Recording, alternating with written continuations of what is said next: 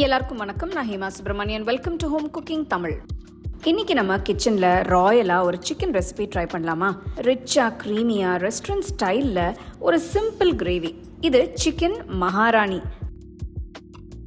வாங்க இந்த super Royal ரெசிபியை சூப்பர் ஈஸியாக எப்படி செய்யறதுன்னு பார்க்கலாம். இந்த ரெசிபிக்கு நான் 1/2 கிலோ சிக்கன் பீசஸை எடுத்திருக்கேன். சிக்கனை நல்லா சுத்தமாக கழுவி வச்சுருக்கேன். இப்போ க்ளீன் பண்ண சிக்கன் பீசஸில் 1 டீஸ்பூன் உப்பு, 1 டீஸ்பூன் மிளகுத்தூள், 1/2 எலுமிச்சை பழத்தோட சாறு, 1 டீஸ்பூன் அளவு இஞ்சி பூண்டு விழுது, 2 டேபிள் ஸ்பூன் தயிர் சேர்த்து எல்லாத்தையும் சிக்கன் பீசஸ் கூட நல்லா கலந்து விடுங்க.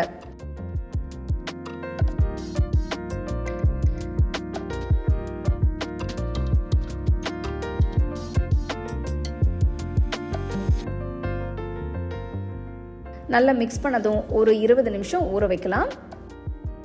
அடுத்து இந்த ரெசிபிக்கு தேவையான ஒரு ஸ்பெஷல் மசாலா தூள் ரெடி பண்ணிக்கலாம். ஒரு பேனில் 15 பாதாம், 15 முந்திரி சேர்த்து நல்லா ரோஸ்ட் பண்ணுங்க.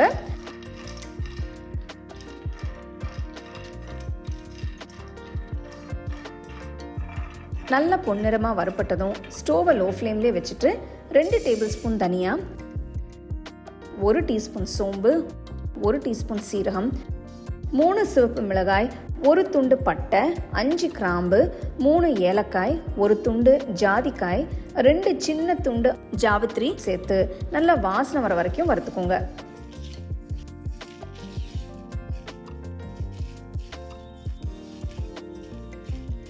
ரெண்டு நிமிஷம் வறுப்பட்டதும் இது கூட 2 டீஸ்பூன் அளவுக்கு கசூரி மேத்தி சேர்த்துக்கலாம். எல்லாத்தையும் 1 நிமிஷம் நல்லா மிக்ஸ் பண்ணிட்டு ஸ்டோவ் ஆஃப் பண்ணிடுங்க.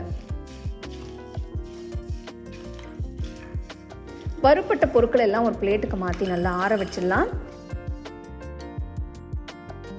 இப்போ நல்லா ஆறிடுச்சு. ஒரு மிக்சர் ஜாருக்கு மாற்றி நல்லா ஸ்மூத்தாக பொடியாக அரைச்சி வச்சிடலாம்.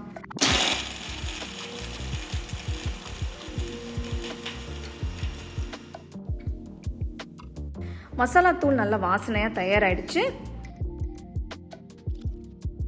இப்போ ஒரு அகலமான பேனில் 2 டேபிள் ஸ்பூன் அளவுக்கு எண்ணெயை ஊற்றி எண்ணெய் சூடானதும் ஒரு பிரியாணி இலை, நீல வாக்கில் மெலிசா நறுக்கின 7 வெங்காயம் சேர்த்து வெங்காயம் நல்ல பொன்னிறமாக வர வரைக்கும் வதக்குங்க.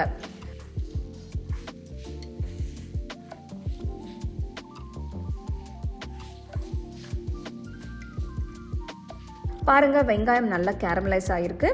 நல்ல கோல்டன் கலரில் வறுப்பட்டிருக்கு. ரொம்ப கருகிடக்கூடாது. இதுதான் கரெக்டான ஸ்டேஜ். இப்போ ஊற வச்ச சிக்கன் பீசஸை சேர்த்துக்கலாம். சிக்கன் பீசஸை வெங்காயத்தோட நல்லா கலந்து விடுங்க. 5 நிமிஷம் நல்லா வதங்கட்டும்.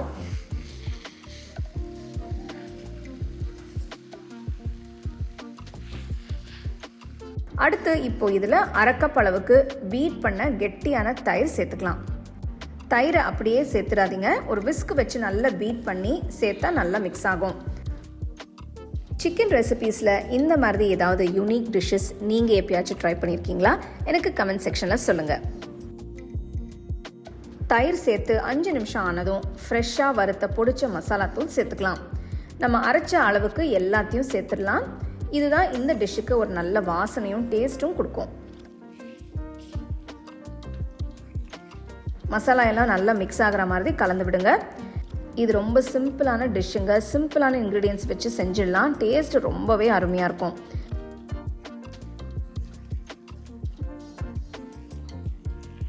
எல்லாத்தையும் நல்லா கலந்து விட்டு 2 கப் அளவுக்கு தண்ணி ஊற்றி இன்னொரு தடவை நல்லா ஜென்டிலாக மிக்ஸ் பண்ணி கடாயை மூடி ஒரு 20 நிமிஷம் வேக விடுங்க. ஸ்டோவை மீடியம் ஃப்ளேம்லேயே வச்சு குக் பண்ணுங்க.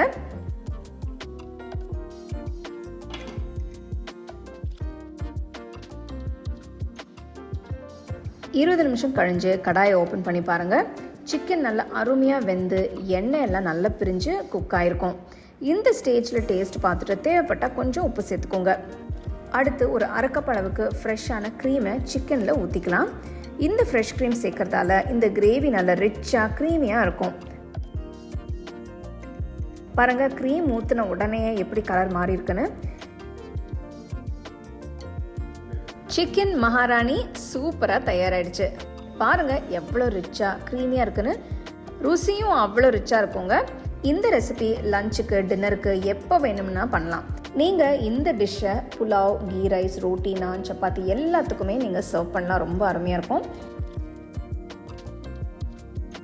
சிக்கன் மகாராணியை நல்லா சூடாக சர்வ் பண்ணுங்கள். ரொம்ப விரும்பி சாப்பிடுவாங்க. கண்டிப்பாக ட்ரை பண்ணி உங்கள் ஃபேமிலி ஃப்ரெண்ட்ஸோடு ஷேர் பண்ணிக்கோங்க.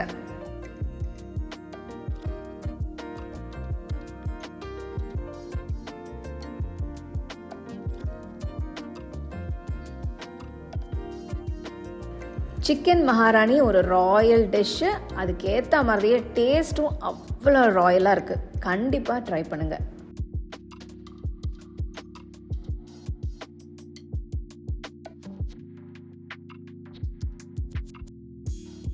உங்களுக்கு நான் இந்த வீடியோவில் யூஸ் பண்ணுற ப்ராடக்ட்ஸ் பிடிச்சதுன்னா கீழே டேக் பண்ணியிருக்கேன். செக் பண்ணி பாருங்கள். டீட்டெயில்டான ரெசிபிக்கு homecookingshow.in வெப்சைட்டை செக் பண்ணுங்கள்.